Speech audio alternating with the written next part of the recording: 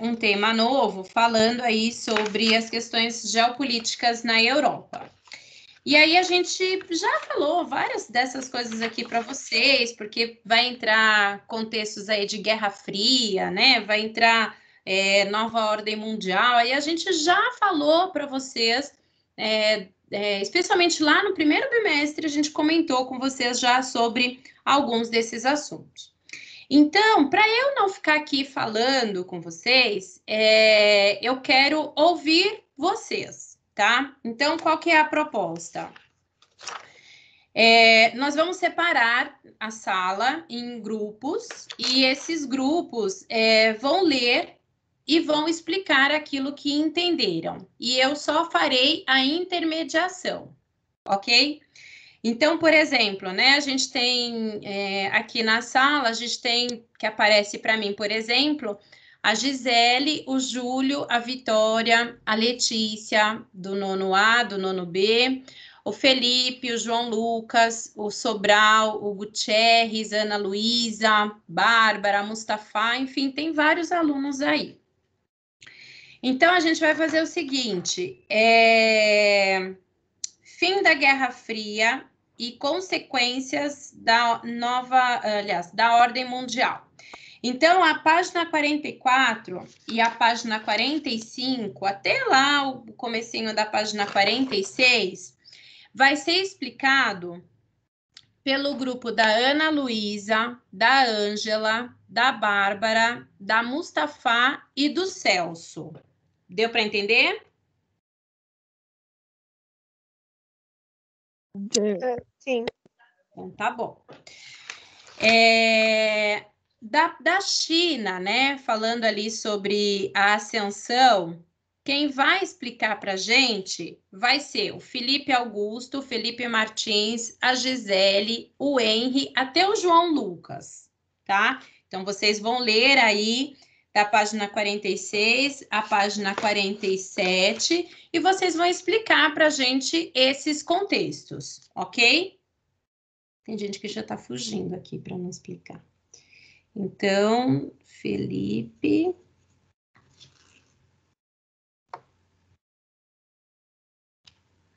Até João. Deu para entender, meninos?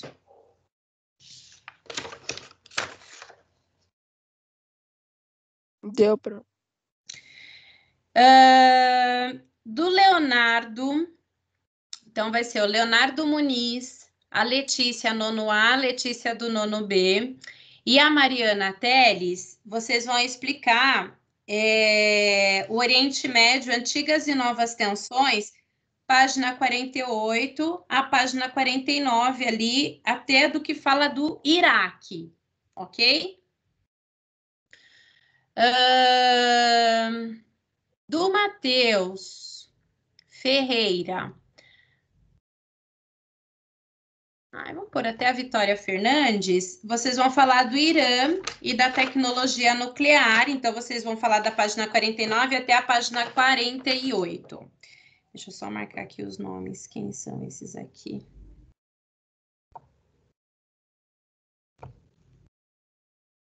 Leonardo até a Mariana.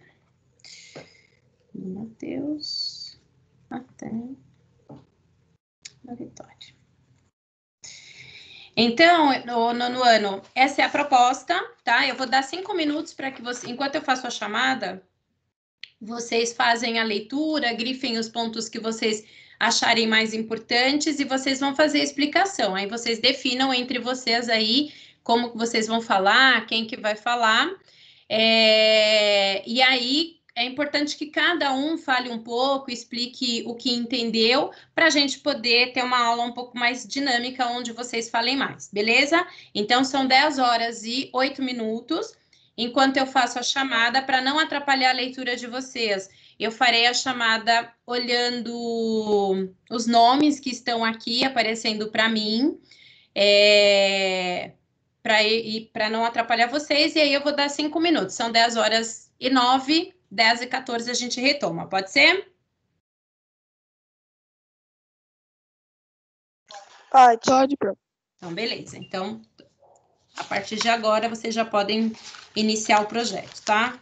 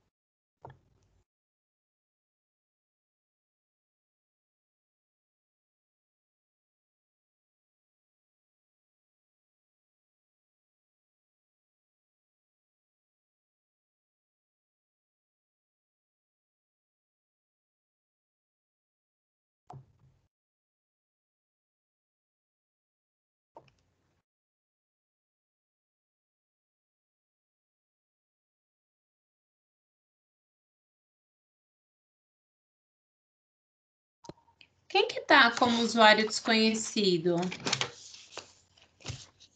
Sou eu, professora Daphne. Daphne? Ok.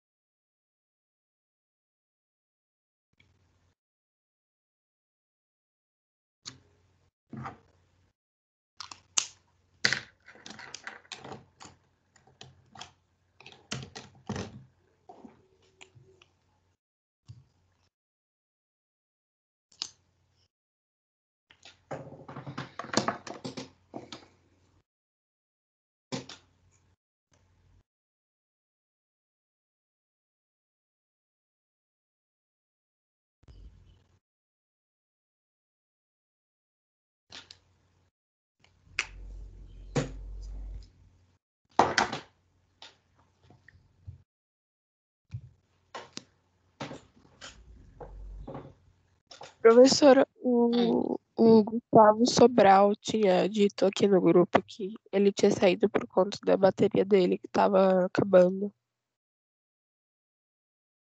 Tá. Ele só saiu, não tentou voltar, né? Acho que sim.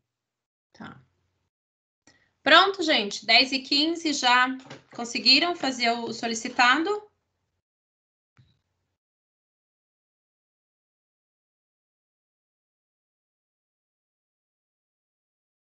Ana Luísa, podemos começar aí com o seu grupo? Ana, Ângela, Bárbara, Mustafa e Celso?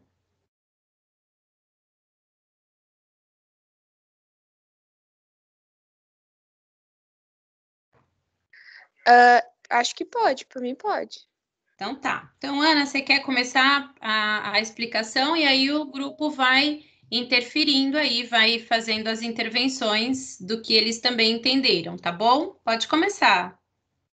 Eu entendi que a União Soviética estava passando por uma crise lá, aí crise econômica e social, que afetava diretamente a população. Aí o presidente Gorbachev, alguma coisa assim, Gorbachev. ele criou 2 programas para reformar o país, um chamado Transparência e outro de Reconstrução, para tentar... A Glasnost e a Perestroika. Glasnost e... Glasnost e Perestroika. Ok. Aí, para tentar sair da crise. Aí tinha... Eu não entendi muito bem essa parte, que tinha uma cortina de ferro. Quando a gente fala alguém do grupo entendeu o que é esse conceito de cortina de ferro e queira falar? Quando a gente fala da cortina de... Ouviu, né? Falar da cortina de ferro, ele faz referência a países que são limites entre um mundo capitalista e um mundo socialista. Então, quando você fala de uma cortina de ferro, são países que eram utilizados para bloquear a passagem de informações sobre o mundo capitalista para não influenciar o mundo socialista. Tá? Então, quando a gente fala de cortina de ferro, a gente está se referindo a países da Europa Oriental que eram usados aí como um bloqueio, né, de passagem dos ideais socialistas para o mundo capitalista. Aí, uma coisa que marcou muito foi a derrubada do Muro de Berlim, que separou o mundo, que deu início, vamos dizer assim, ao mundo bipolar. Então, na verdade, ele não deu início ao mundo bipolar, né? Ele acabou com o mundo bipolar. Então, vamos voltar um pouquinho, né, na história para a gente poder entender algumas coisas. Obrigada, Ana. Foi bem interessante o que você coloca, e aí a gente consegue perceber quais são as defasagens para a gente poder repor aí algumas coisas. Quando a gente fala de Guerra Fria, é importante a gente lembrar o que foi a Guerra Fria, né? É algo que ontem, inclusive, lá nas Nações Unidas, o presidente da China, ele falou, né, que ele não quer Guerra Fria e não quer guerra de verdade com ninguém, né? Então, o que foi essa Guerra Fria? Todos vocês já sabem que quando acaba a Segunda Guerra Mundial, o mundo ele vai ser transformado num mundo bipolar. O que era essa bipolarização? Nós tínhamos 2 países principais que saíram menos desgastados pela guerra, então Estados Unidos e a União Soviética. Os Estados Unidos, ele defende um modelo econômico, o capitalismo.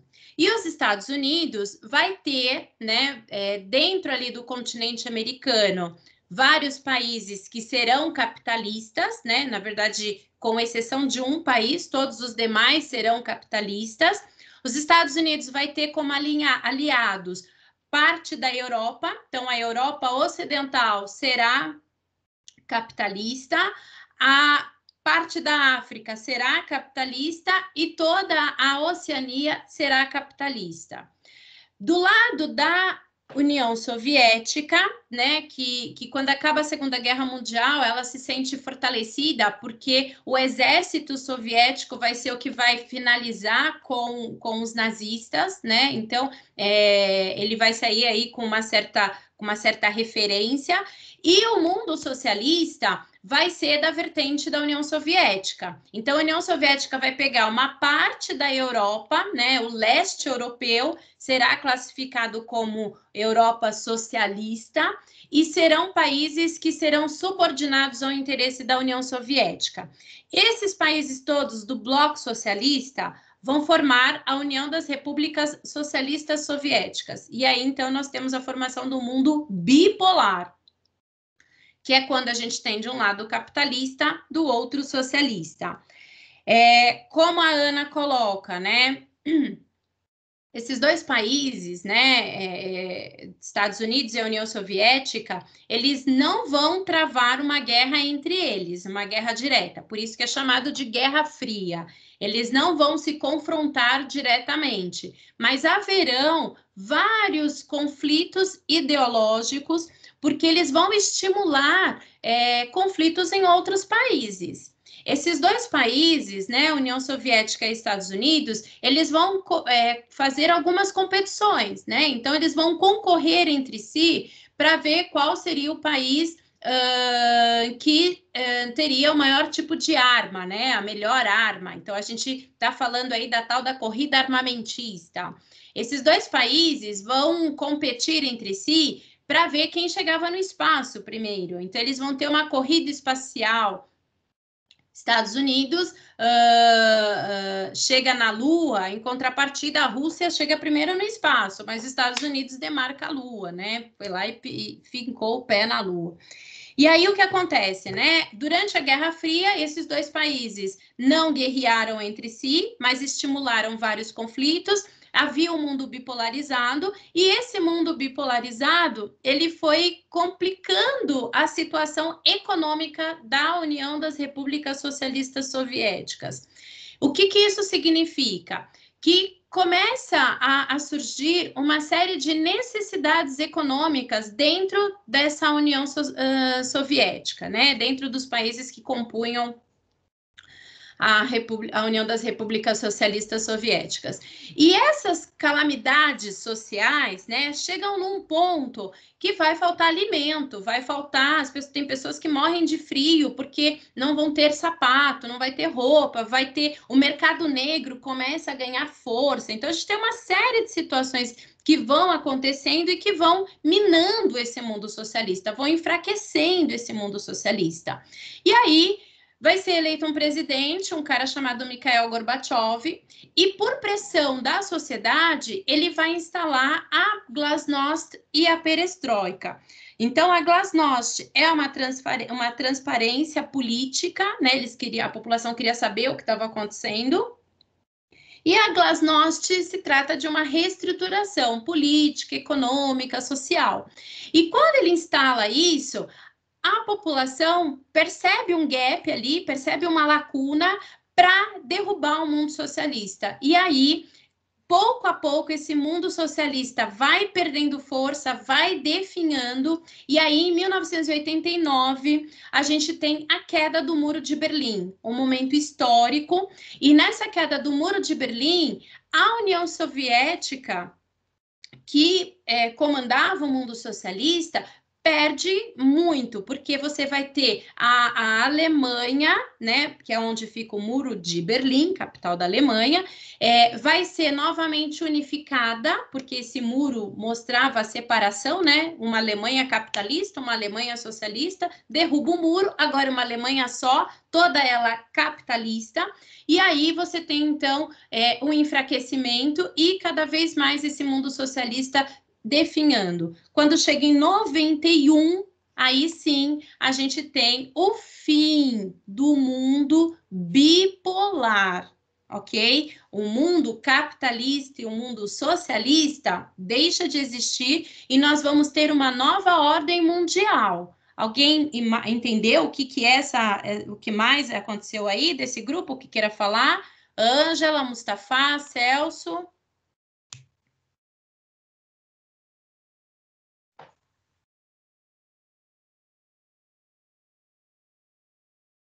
Professora, eu entendi que também a China, ela começou a se modernizar, né?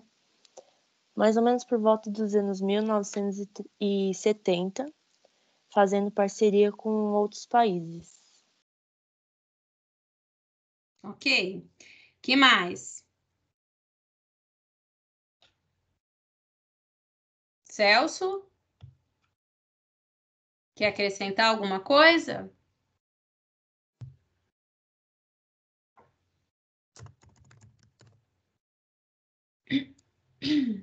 Meu Deus do céu, que triste.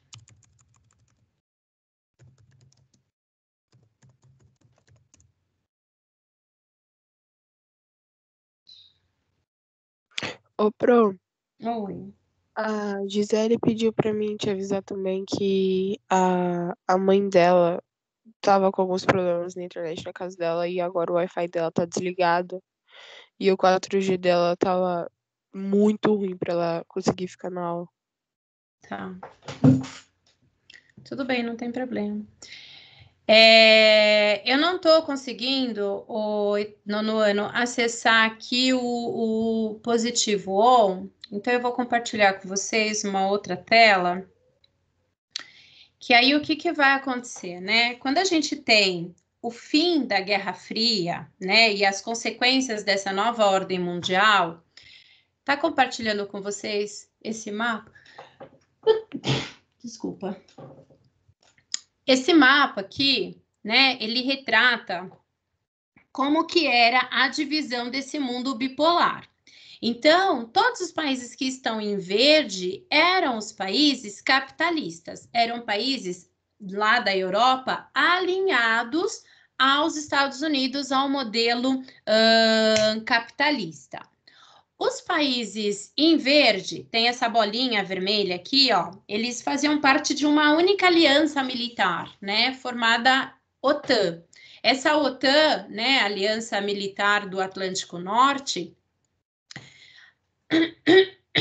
ela era composta por vários países que se uniram em exército para combater caso houvesse alguma invasão socialista, tá?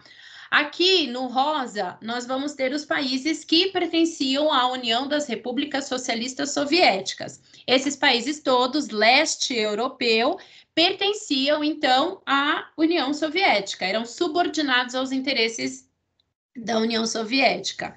E aí o que vai acontecer, né? Com o fim do mundo bipolar, o mapa da Europa será o mapa que mais vai sofrer alterações. Nós vamos ter países que vão deixar de existir e países que vão surgir. Então, a gente tem, por exemplo, né, aqui a Alemanha, vocês percebem que ela está dividida. No mapa atual, essa Alemanha não tem mais essa divisão, é uma coisa só.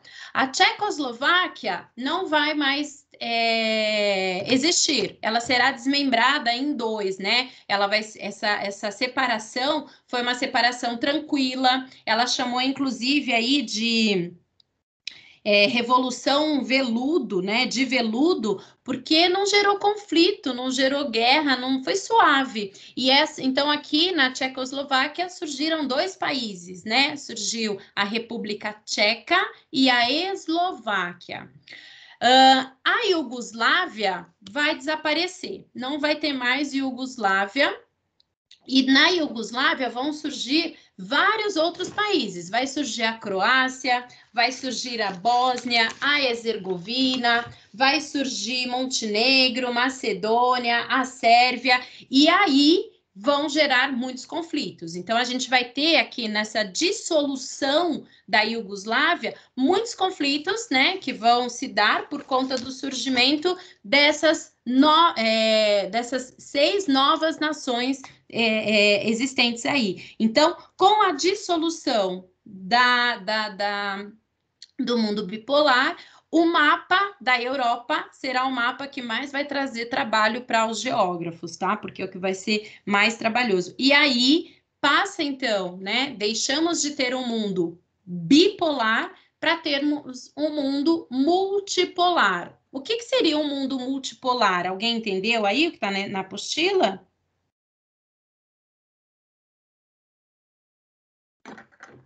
Mustafa, você entendeu o que é um mundo multipolar?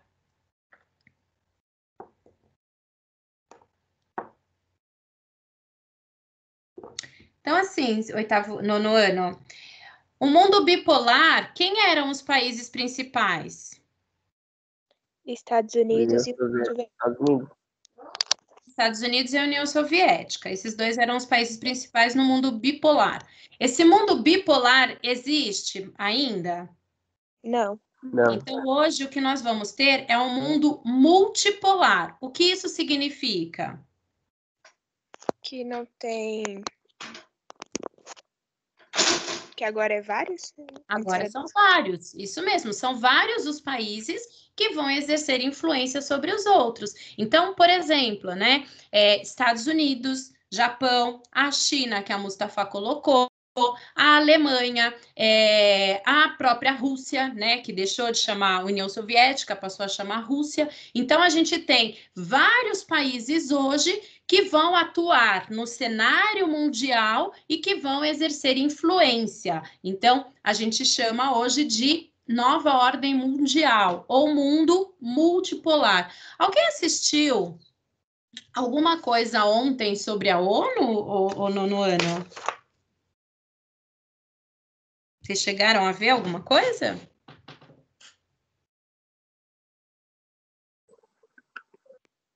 Eu vi alguma coisa, mas eu não consigo me lembrar direito. Quando a gente fala da ONU, né? Então, ontem foi a abertura das rodadas de negociação da ONU, né? Onde o nosso ilustríssimo Bolsonaro fez a abertura, né? E aí essa reunião da ONU, né, onde tem lá os líderes mundiais, né, são 196 líderes, se eu não estou enganado, mais toda a gama de bagagem que eles levam. E aí, assim, né, vários presidentes de países aí, de nações, discursaram, né? Cada um no seu país, mandando vídeos para lá, e houve aí esses discursos. O Bolsonaro faz o discurso de abertura, que já é uma tradição no Brasil, né? Onde o presidente brasileiro faz a abertura. E depois disso, vários outros presidentes fizeram, né? Falaram. Um deles foi o da China.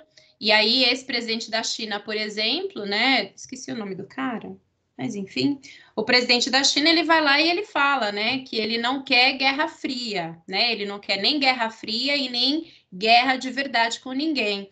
Hoje, a gente já estudou há alguns dias, né? Hoje, quais são os dois países que têm uma disputa aí para ver quem vai ser a maior economia do planeta?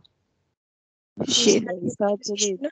Então, se vocês assistirem essas aberturas aí da ONU, né, e esses discursos da ONU, vocês vão perceber claramente essas disputas, né? E aí, o que o Donald Trump vai e fala para a China, por exemplo? Ele vai e ele acusa a China de várias questões, né? Ele fala que a China é a culpada por ter disseminado o vírus, o Donald Trump vai acusar a China de querer levar proveito de tudo, e aí vem a China e fala, não, eu não quero levar proveito de tudo, eu tô ajudando vários países a melhorar a sua economia, isso é uma verdade, a China, ela entra, por exemplo, né, como a Mustafa coloca, a gente, enfim, não vou entrar nisso, mas assim, esse governo chinês, ele mostrou ali qual que é o real interesse dele. Aí vem o presidente da França, por exemplo, e aí ele vai e fala, né, que essa nova ordem mundial, ela precisa ser tratada de maneira mais coerente, mais correta, porque não pode haver disputa entre esses países. Aí vem o Vladimir Putin lá da Rússia e vai também falar, olha, gente, a gente precisa se juntar, a gente precisa se unir, porque quando a gente se une, a gente gera mais emprego, melhora a economia, todo mundo cercado ali, rodeado de boas ações, que no fundo, o que vale mesmo é que os meus interesses sejam atendidos, tá? Bom, então a gente deu para vocês entenderem aí quais foram as consequências do fim desse mundo bipolar. Então, mudou, vários países deixaram de existir, outros surgiram no lugar, então mudou toda a geografia da Europa. A gente tem o fim do mundo capitalista e mundo socialista, então o mundo não vai ser mais dividido dessa maneira. E isso fala aí do fim da Guerra Fria. Felipe, João e todos os demais que eram desse grupo, eu gostaria de ouvir aí o que vocês entenderam sobre a China, a ascensão geopolítica da nova potência mundial.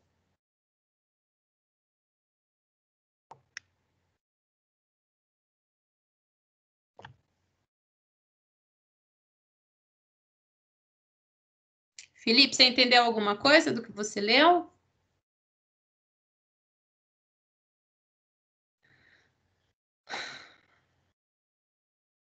João?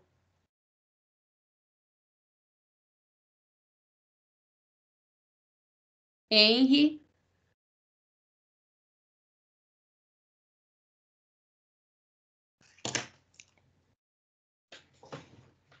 Bom, quando a gente fala da China, né, e ali na apostila de vocês está falando da ascensão, né, desse país, então conta um pouquinho da história da China. Então, a China, durante as grandes navegações, ela tinha ali relações comerciais com Portugal, né, inclusive Portugal tinha até algumas áreas que ele conseguia explorar ali na China, como o Porto de Macau, por exemplo. Historicamente, a China vai estabelecer relações comerciais com a Inglaterra. Essas relações comerciais com a Inglaterra vão iniciar um conflito, porque a Inglaterra vai conseguir comercializar o ópio, né? E esse ópio vai trazer bastante riqueza para a Inglaterra. A China não vai gostar disso, e aí ela vai travar guerras com a Inglaterra. Quando ela trava essas guerras do ópio, ela sai perdendo, ela sai derrotada, ela acaba, inclusive, perdendo algumas áreas para a Inglaterra, né? E isso gera ali alguns transtornos. Durante o século XX, a China vai se aproximar da União Soviética, e aí, em 1949, a China vai fazer uma revolução, né? Vai entrar um governo, esqueci o nome do cara agora, Deng Xiaoping, e Mao Tse-tung vai assumir a China e Mao Tse-tung vai implantar o socialismo. Quando Mao Tse-tung implanta o socialismo, a China se fecha no seu mundinho, se fecha nas relações comerciais com outros países. A China acha que fechada, né? Mao Tse-tung, o presidente da época, entende que ele vai conseguir reverter toda a situação, vai conseguir alimentar todo mundo e começa a ver que esse plano não dá certo. E aí, em 1970, como a Mustafa coloca, a China vai fazer transformações, né? Sai Mao Tse-tung, ele morre, entra um outro governo chamado Deng Xiaoping, e quando entra esse outro governo, a China promove uma revolução e ela abre a sua economia, não a sua democracia. Então, nós geógrafos, dizemos que a China, hoje, com essa abertura econômica que ela criou, né? Afinal de contas, ela permitiu a entrada de outras empresas no seu território para se apropriar de mão de obra, de matéria-prima, e ela faz isso também em outros locais. Nós geógrafos, chamamos a China hoje de uma economia socialista de mercado, né? Então, a China, é difícil estudar a China porque ela é dúbia, né? De um lado, econômico, ela apresenta toda uma liberdade. A China é liberal até demais, a China é oportunista, a China ocupa áreas, a China quer mais territórios, a China é liberal, tá? Em relação à democracia, a China totalmente fechada. A China tem só um partido, né? Então, todo o país chinês tem um único partido, né? Ela é unipartidária. De dentro do partido é que se escolhe quem será o novo presidente da China. Portanto, a população não tem acesso à democracia, né? Essa população, ela vive com seus direitos de liberdade de expressão totalmente cerceados. E aí, enquanto a China próxima ali da Rússia, tá? E aí o que acontece? Em 1981, quando acaba, né, o mundo socialista, a China vai olhar e falar assim, 81, 89, 81, a China vai olhar e falar assim, mano, os chineses, né, vão olhar e falar assim, mano, se esse povo do mundo socialista já não tem mais isso, eles têm agora direito de escolher presidente, eles têm liberdade de expressão, a gente também vai entrar nessa. Ai, não quero também ficar aqui sendo subordinado a esse governo tirano, ditador, nada disso. E aí, muitos jovens estudantes e muitos profissionais liberais vão às ruas da China, né? Então, no ano de 1989, a queda do Muro de Berlim estimula a população chinesa a tomar as ruas, e em 1989 eles vão ocupar grandes extensões da Praça Celestial, né? Que é um local que marca, né, muitas questões históricas da China, e nessa praça, né, da Paz Celestial, vai ocorrer o que a mídia denominou de massacre da Paz Celestial. Ou seja, o governo chinês, ele, como eu já falei para vocês, ele estava disposto a liberar a economia, mas ele não estava disposto a liberar a democracia. E aí, o que ele começa a fazer? Todas essas pessoas que estavam se opondo aos ideais do governo, que estavam contrárias, né, àquilo que o governo determinava, essas pessoas elas serão mortas. Então, cerca de mais de 800 pessoas foram mortas, né, no massacre da Paz Celestial. Tem uma figura que ficou muito marcada, né, para todos nós, que foi um jovem chinês que ele fica, né, à frente de tanques de guerra para evitar que esses tanques passassem por cima das pessoas, né? E aí a gente tem o massacre da Paz Celestial, ele vai ter aí já, né, 30 anos, já completou 30 anos, e aí a gente tem, né, um jovem chinês que ele vai ficar à frente dos tanques, né, de guerra, para tentar impedir que, olha o que o governo manda para as pessoas, para tentar impedir que esses tanques vá para cima da população. Infelizmente, ele não conseguiu, né, muitas pessoas foram mortas, e a China, os chineses não conseguiram a tão sonhada democracia, né? Então, a China hoje, um dos países onde as pessoas menos têm acesso a se manifestarem, todas as redes sociais são altamente controladas, tudo isso para evitar que as pessoas vão contra aquilo que o governo está determinando. Então, a China, ela é dúbia, né? De um lado, ela é totalmente aberta, então, a economia totalmente aberta, totalmente liberal, e na democracia totalmente fechada.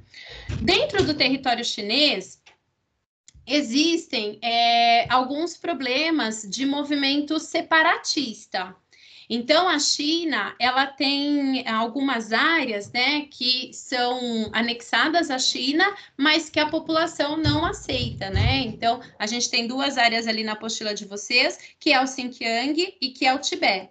São regiões que o Xinjiang, por exemplo, é uma região que vai ser ocupada por uma minoria chinesa que não pertence à dinastia Han, né? Então, a maioria dos chineses pertencem a essa dinastia, se colocam como pertencentes a ela, e dentro do Xinjiang, não. As pessoas elas não vão se denominar como da dinastia Han, e serão pessoas, né, da etnia Han, melhor dizendo, e serão pessoas que vão praticar predominantemente a religião islâmica, né? Serão muçulmanos. E essa minoria, ela diz que a China não trata ela direito, né? Ela trata essas pessoas com diferença.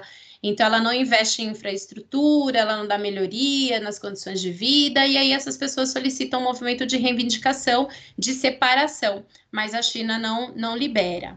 A gente tem uma outra área, que é o Tibete, que é uma região onde existe um predomínio da religião budista.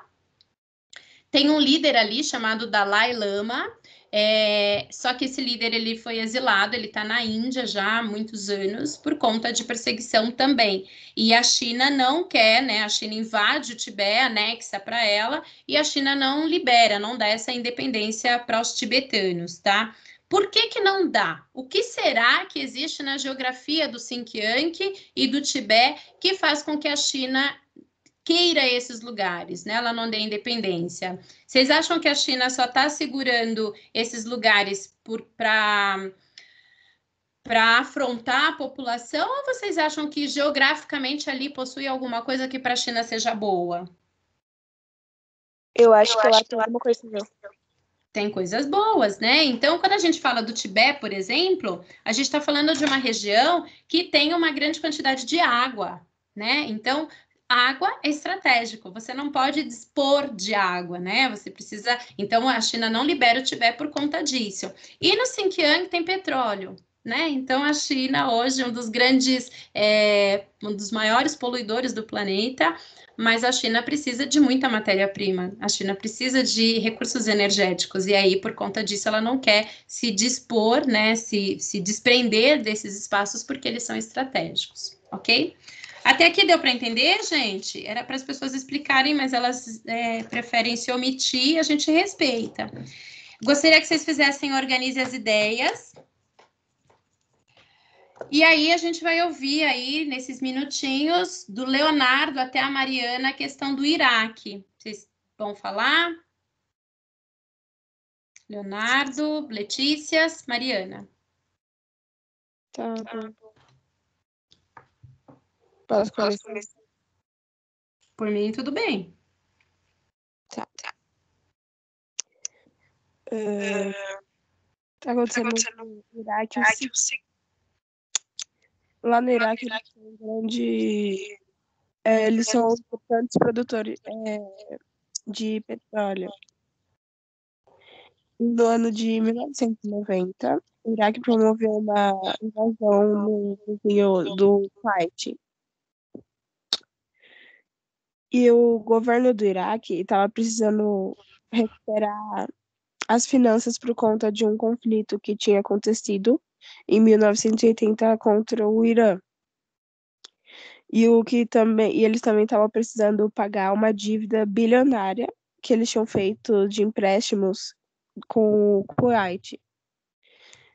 E eles estavam sendo acusados de extrair petróleo acima das cotas estabelecidas. E por conta disso, eles estavam barateando o preço do produto do mercado internacional.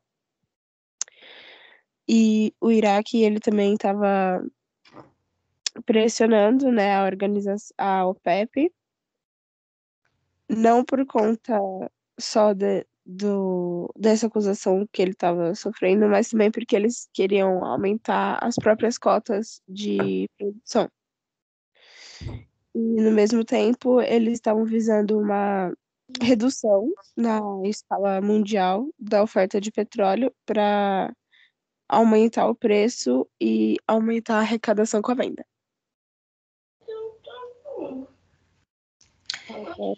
Alguém mais quer falar? Letícia, Leonardo? Posso falar, professora? Pode. O Iraque também continua com bastante conflito com os Estados Unidos e bastante refugiados ficavam lá do ataque de 11 de setembro, que cometeram o ataque de 11 de setembro, ficavam lá, e esse também foi um dos fatores que fizeram eles ter esse conflito com os Estados Unidos, e eles também tinham ameaças, alguma coisa assim, por causa da produção de petróleo.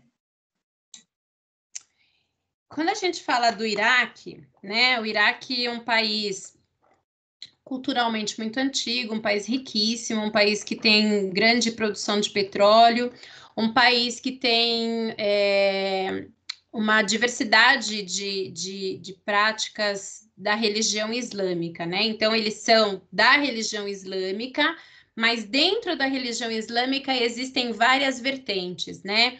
E lá no Iraque a gente tem a presença de xiitas, de sunitas e de vários outros grupos, né? O Iraque, ele vai contar com um grupo de pessoas, né, que são os curdos, que é um grupo, né, de população que tem uma cultura, que tem uma moeda, que tem uma religião, mas que não tem um país para chamar de seu. Então, eles ocupam partes do Iraque, do Irã e da Síria. O Iraque, né, um país aí que foi governado por muitos anos por um cara chamado Saddam Hussein. Esse Saddam Hussein, ele era sunita e ele perseguia xiitas, tá? Ele perseguia os curdos. Ele matou, inclusive, vários curdos, degolava as pessoas, pendurava a cabeça dessas pessoas em praça pública, assim, ele era um tirano. Muito corrupto e um cara que queria muito petróleo, porque o petróleo na década de 70 ele era um mandatário, né? Ele mandava na economia mundial. Então, os países que detinham petróleo tinham poder nas mãos. Então, o Iraque ele vai entrar numa guerra muito pesada com o Irã, ele vai gastar muito dinheiro nessa guerra, os Estados Unidos vai ajudar o Irã e aí acaba essa guerra. Só que no finalzinho dessa guerra, o Iraque vai e invade o Kuwait. Por que ele invade o Kuwait? Primeiro, que ele precisava de dinheiro. Segundo, porque ele acusou o Kuwait, ele disse, eu vou invadir o Kuwait porque o Kuwait está vendendo petróleo mais barato, principalmente para atender os interesses dos Estados Unidos, e isso não é legal.